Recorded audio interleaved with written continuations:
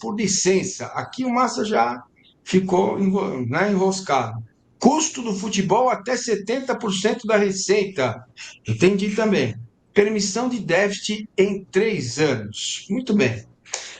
Reunião na CBF. E vamos ver, a gente tem uma imagem aí do. Esse senhor é o Celton Perry, né? Sefton. Ou Perry. Sefton Perry. Não é o Celton Mello, Massa, deixa de ser burro. Sefton Perry, chefe do Centro de Análise de Inteligência da UEFA, participou aí dessa reunião com os clubes lá na CBF, e o Rodrigo Matos e o PVC vão destrinchar para a gente, explicar tintim por tintim do que se trata este fair play financeiro. Primeiro, como é que fala o nome dele direito, Rodrigo? É Perry? Sefton Perry. Né? Perry, muito bem. Sefton Perry. O seminário dele, assim, foi o que foi aberto para a imprensa, né? Obviamente que a gente vai apurar o que aconteceu também fora das câmeras.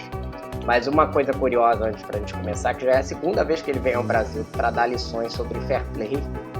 Já veio em 2017, encontrou um país, ele mesmo falando, bem diferente, né? No futebol, muito mais rico e tal. Mas já é a segunda vez e da outra vez não foi para frente, né? Então é sempre bom fazer essa observação. Bom, ele participou, basicamente, foi o líder ali da instalação do Fair Play na Europa, e ele deu um seminário grande, explicando, muito bem trabalhado, assim, explicando como que foi lá, explicando as diferenças para o Brasil que tem de ambiente, coisas que são iguais e, portanto, poderiam ser aplicadas. Colocou, inclusive, lá que lá no levantamento deles, o Brasil é a 6ª liga do mundo, atrás só da França, que superou outras como Rússia, MLS, México e tal, que hoje está claramente na frente, que tem um ambiente de bastante crescimento, de receita. Depois eu bati um papo com ele até veio me perguntar quais eram os clubes mais bem geridos no Brasil, quem é que pagava em dia, esse tipo de coisa. Mas vamos lá, o que ele conta pra gente? Que, primeiro, uma coisa que é muito importante, transição lenta. As pessoas começam a beleza, vamos instalar o fair play, mas aí, essas regras começam a aplicar isso há 10 anos. Ele falou que isso não faz o menor sentido, não foi assim que foi feito na Europa. Tem uma transição necessária, é fato. Você tem que ter um tempo para determinadas coisas, mas tem coisa que você já pode aplicar no dia seguinte. No dia seguinte e no ano seguinte, né? Você faz a regulação e já aplica no ano seguinte. Por exemplo, um exemplo que eu perguntei para ele, ele falou: você quer isso mesmo? Dívida feita naquele ano.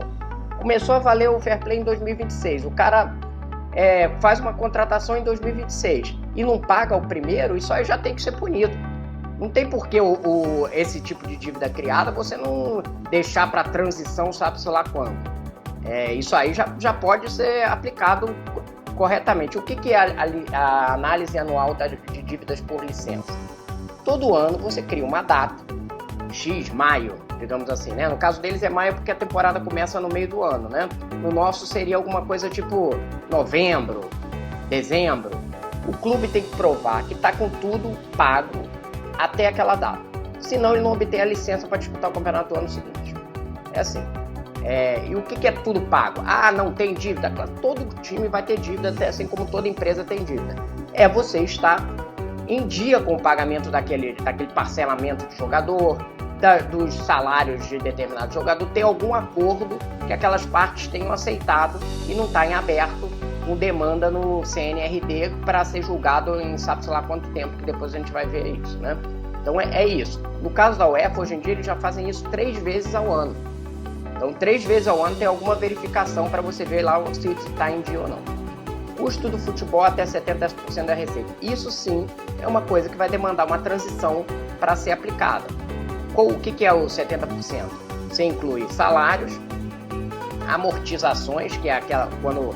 O que é amortização? O contrato do jogador, ele dura 5 anos, só que quando você acaba um ano, você desconta o que você já perdeu. Você investiu lá 10 milhões de reais no jogador, passou um ano, você deixou de ter 2 milhões. Seu ativo foi desvalorizado, isso conta para o déficit.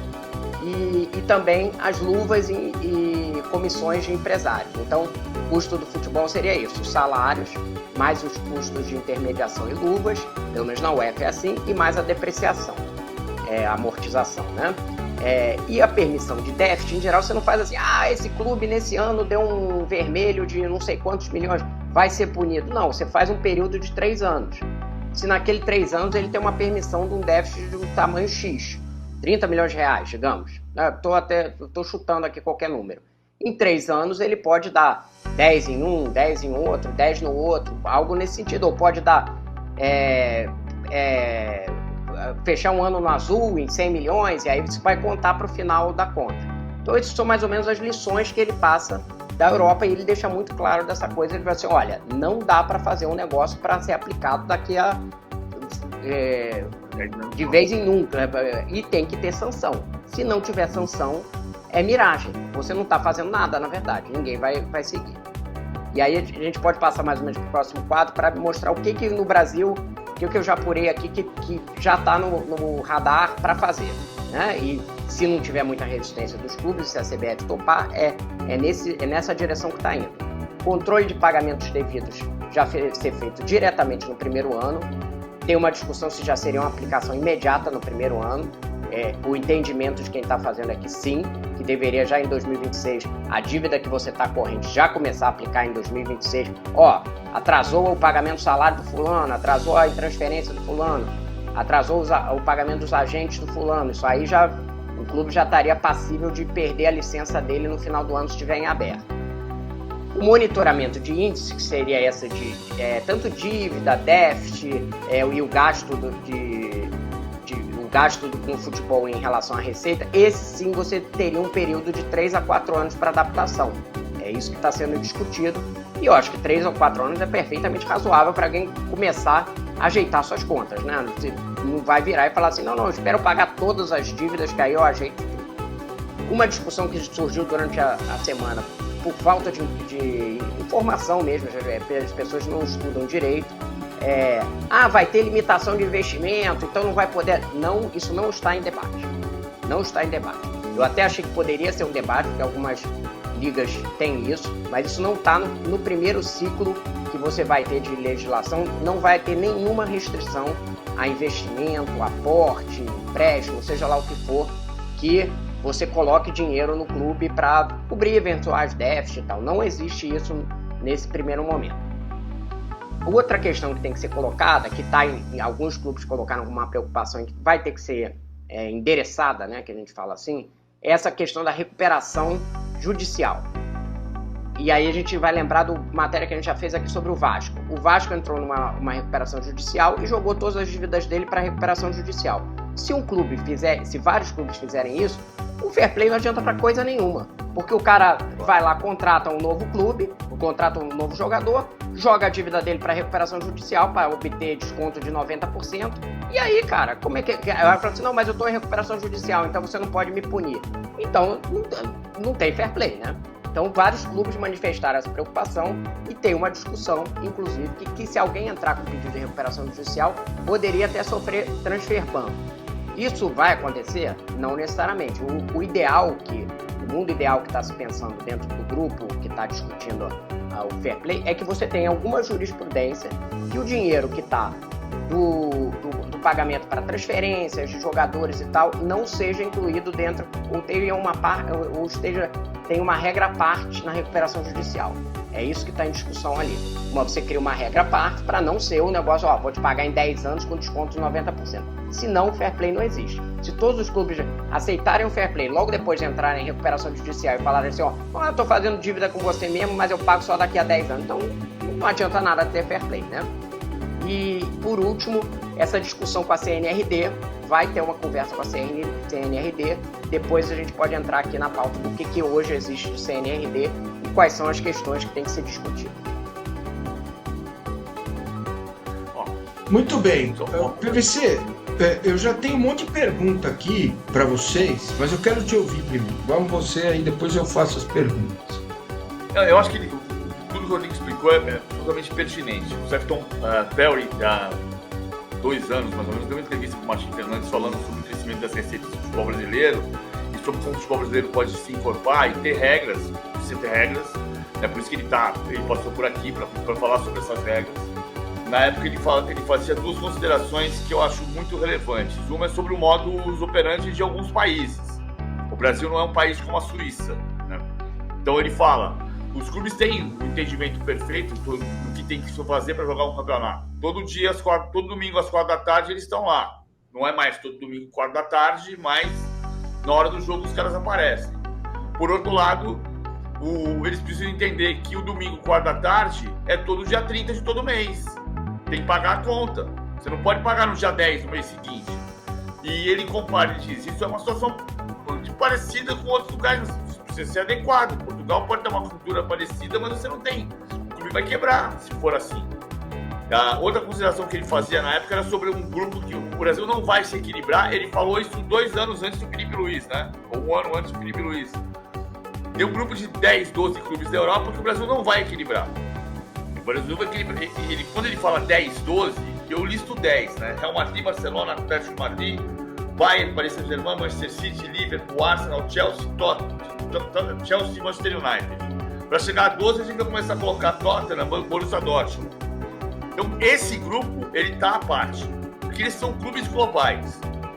Alguns clubes brasileiros podem virar globais, vai depender da liga. Aí a gente vai chegar no discurso da Leila dessa semana, né? Que eu não acho que está errado, exatamente errado. Eu só acho que tem uma contradição em relação ao que nós vamos avançar. É de novo a história da minha árvore. Ela fala assim, pô, eu não vou fazer uma associação num grupo que o outro não paga e eu vou pagar para ele. Estou de acordo. Ela tem razão. Eu não vou negar nunca o direito de alguém sentar na mesa, eu tomar 2 Coca-Cola e tomar uma água e eu não vou pagar a conta pela metade, como a gente falou semana passada. Agora, o ponto só que eu banco o advogado do diabo de novo aqui eu acho que a UEFA avançou muito. Avançou mesmo. É inegável tudo isso que o Rodrigo está dizendo em relação ao que acontece na UEFA, na França, onde o Lyon correu o risco de ser rebaixado, na Alemanha, né? Ainda que na Inglaterra, durante as últimas 3 décadas, até o Abramovich sair por causa da guerra, a Inglaterra, em muitos momentos, foi o paraíso do picareta internacional, o Leeds United quebrou por causa disso, então, mas quebrou, foi parar lá na 4ª divisão. Às vezes eu fico muito com a sensação de que as sanções que tem que acontecer, ele tem toda a razão, mas eu vou pegando os exemplos pequenininhos, né? Não, ao contrário, os grandões que aparecem. O Lyon é rebaixado, depois não é. O Manchester City está excluído da Champions League, depois joga, né? Então também tem pontos de buracos que no fundo são igual a história do transfer ban do Corinthians. O Vasco sofreu o transfer ban, pagou, cortou o transfer ban. Sofreu outro transfer ban, pagou, acabou o transfer ban. O Corinthians está com o Félix Torres no transfer ban, vai se pagar, sai do transfer ban. No fundo, é o que tem que ter sanção mesmo. É assim, entrou no transfer ban, são 3 janelas, amigão. Era para ter pagado. Agora você tem que pagar e vai cumprir a punição. Não volta mais atrás. Era para ter pagado lá, o prazo era lá atrás. Não pagou. O PVC, sabe uma coisa engraçada que eu tava conversando com ele? Os clubes e os clubes brasileiros claramente fazem isso. E ele tava contando que era o caso da Turquia também na Europa. Eles usam a dívida na FIFA como se fosse empréstimo bancário. A dívida ali é 5% ao ano, os juros. Se você for pegar empréstimo aqui no banco no Brasil, você paga 15%. Então o cara não paga o clube e fica esperando dar 2 anos até encerrar todo o processo lá, e aí ele fala assim, não, mas aí eu vou pagar com 5%, esse empréstimo é ótimo para mim. É como se o clube lá que ele deu calote tivesse dado um empréstimo pro clube pagando 5% ao ano. E ele falou assim, na Turquia, que tem juros que nem o Brasil, alto, eles faziam isso também. Os clubes turcos falavam assim, não, deixa correr lá, quando chegar no final eu pago. É como se fosse um empréstimo. É isso, pode. E isso é importante, por exemplo, tem que ter punição, né? É isso, exatamente isso. E o exemplo da Turquia é ótimo, porque a gente acha que tem coisas que só acontecem no Brasil, só que não. Já teve clube árabe que ficou devendo para jogador brasileiro, já teve clube turco que ficou devendo para jogador brasileiro, já teve clube Valência, Sevilha, clube médio médio pequeno ou O Al médio, Nassr, que é o clube do Cristiano Ronaldo, era caloteiro, calotava o mundo inteiro. Deu calote aqui no Flamengo, mas ele dava calote no mundo inteiro. Então, você... Agora, o PVC tem toda a razão. O sistema da UEFA tem buracos. E tem que os clubes usam formas ali de burlar esse sistema, né? De alguma forma, vão criando coisas e tal. Agora, existe um sistema. Melhor. Existe um sistema que os clubes têm que... É melhor você ter regras que eventualmente um ou outro vai conseguir passar, vai tomar uma multa. O Chelsea, por exemplo, fez um investimento absurdo, muito acima da capacidade dele. E teve vários déficits. Está tendo que pagar uma multa grande. Não foi punido, não ficou fora das competições. Mas teve que pagar Está com 80 milhões de euros lá de punição. Vai ter que pagar pelo menos 20. O resto fica condicionado a ele cumprir determinados índices ali de econômicos. Então o clube fica pressionado a mudar a gestão dele. Vem jogador, o próprio Newcastle, que é da Arábia Saudita, dinheiro infinito. O técnico lá estava falando assim, olha, eu vou ter que vender alguns jogadores aqui da base para poder fechar meu orçamento. Então você cria alguma limitação. Claro. Muito bem. JP, eu vou pedir para você colocar de novo a arte antes da gente avançar para a próxima, porque as minhas dúvidas estão aqui, ó. Monitoramento de índices, controle de pagamentos devidos. Muito bem. Quem é que vai fiscalizar isso? É a CBF? É a Liga? É um departamento? Vai ter uma ligação conjunta dos sistemas contábeis dos clubes? Porque na prática, quem é que diz, stop, parou aqui, tá errado? Como é que isso funcionaria, Rodrigo? E PVC?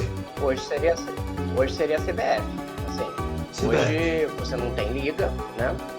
Em alguns lugares do mundo o que funciona é a liga. E às vezes em uma associação com a federação. Por exemplo, na França, que a gente viu lá o caso, o DNCG é um órgão ligado à Federação Francesa. E na Premier League, é a própria Premier League que tem essas regulações. Então, cada país funciona de um jeito. A La Liga é a La Liga que faz, não é a Federação Espanhola. Mas aqui, hoje, seria a CBF. A gente não tem liga, ele teria que criar um órgão para começar a fazer... Já existe um órgão de licenciamento de clubes, né? É que hoje você não tem uma regra, você tem uma regra muito básica, né? Todo mundo passa. Você tem que obter a licença para o ano seguinte para você poder participar de todas as competições. O que pode acontecer? Eu acho que tem... Eu sou muito favorável, vocês sabem disso, de pensar em um movimento conjunto que seja produto do futebol brasileiro. Em algum momento, os que estão mais organizados vão ter que esperar os outros se organizarem para ter um produto que seja maior, uma árvore que dê mais frutas. Ok. Mas eu acho que são honestas as posições da Leila e do BAP. Acho que são honestas, são direitos. É justo quando você diz, o BAP dizer que ele acha que ele foi, que é apropriação indébita ganhar só 3 vezes e meia mais do que o último. Embora a gente tenha falado de uma receita, né? Que é a de televisão, que é a receita maior.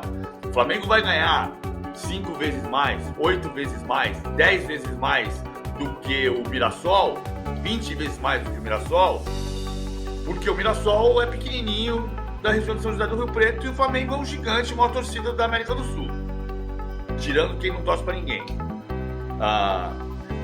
Mas, então ele vai ter receita de patrocínio de camisa, que a gente vai falar daqui a pouco, o contrato da Adidas, tudo vai ser maior.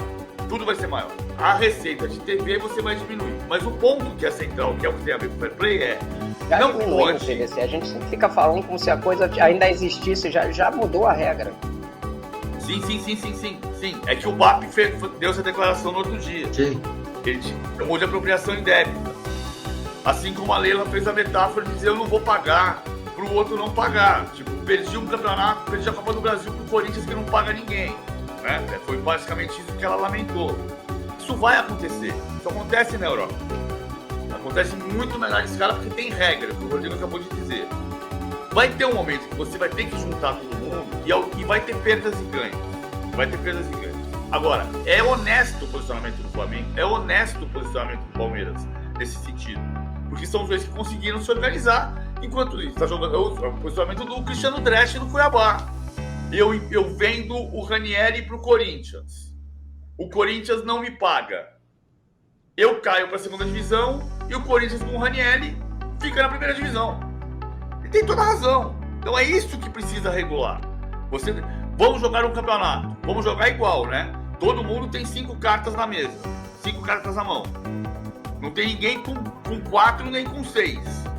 Certo? Então vamos lá. É isso que tem que fazer. Perfeito, perfeito. Bom, vamos falar um pouquinho sobre o CNRD, né?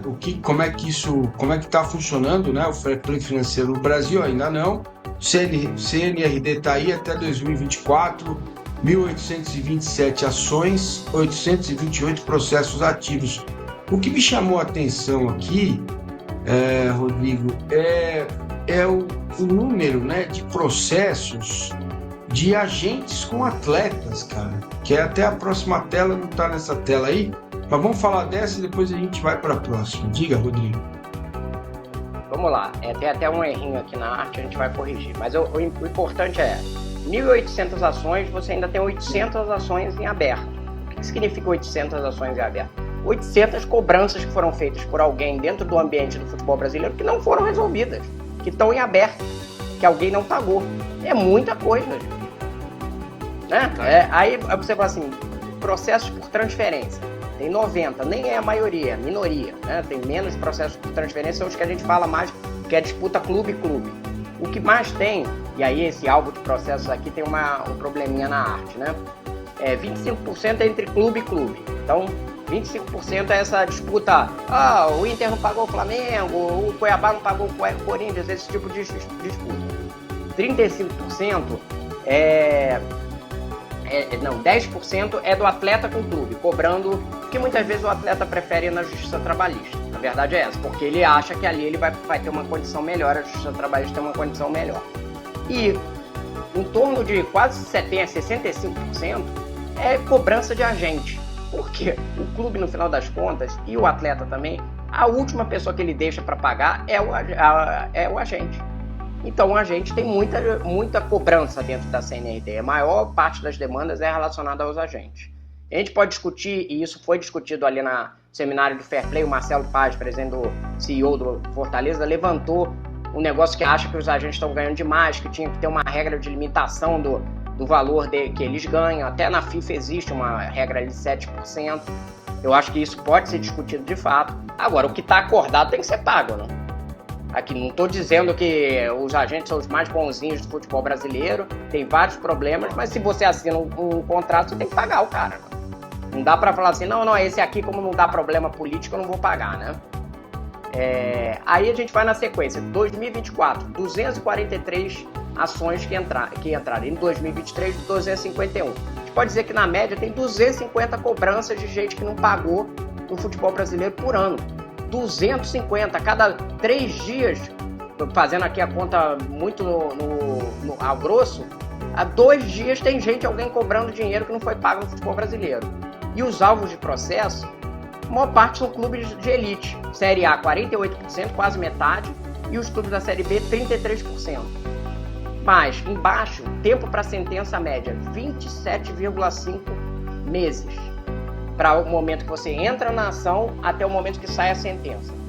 Ou seja, demais, 2 anos e meio. Quase. É demais. É 2 demais. anos e meio para você sair. O